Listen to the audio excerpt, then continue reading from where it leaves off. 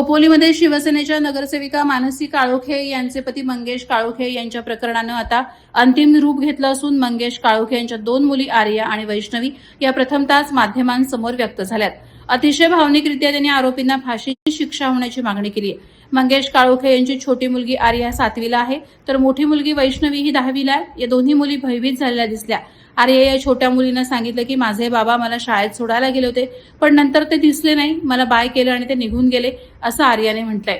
त्यांना police protection देत आहेत आणि त्या गावकऱ्यांचं काय, ते सुटून आले तर लोक त्या रस्त्यावर जरा घाबरतील, त्यांनी एवढं हे केलेलं आणि पोलीस सुद्धा त्यांनाच प्रोटेक्शन देत आहेत। त्या गावकऱ्यांचं काय, आम्हाला आमच्या बाबांचा चेहराही दिसला नाही, त्यांना कपड्यातच गुंडाळून आणलं होतं, बाबांनी समाजकारण केलं, ती त्यांची चूक होती का असा अर्थ सवालही मुलगी वैष्णवीने केलाय।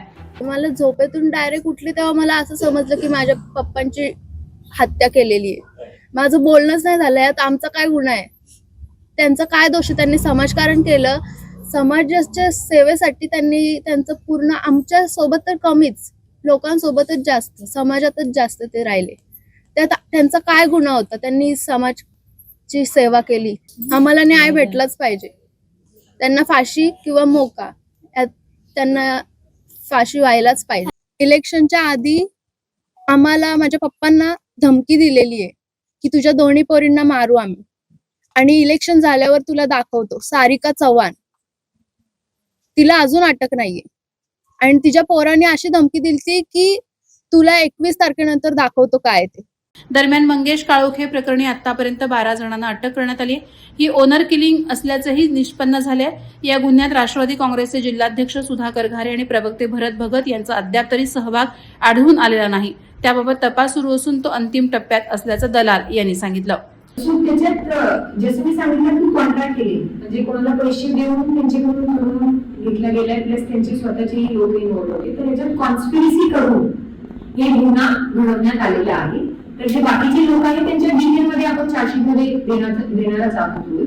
ज्यांच्या गुन्हे निष्पन्न झाले त्यांनाच आपण अटक याच्यात केलेला आहे।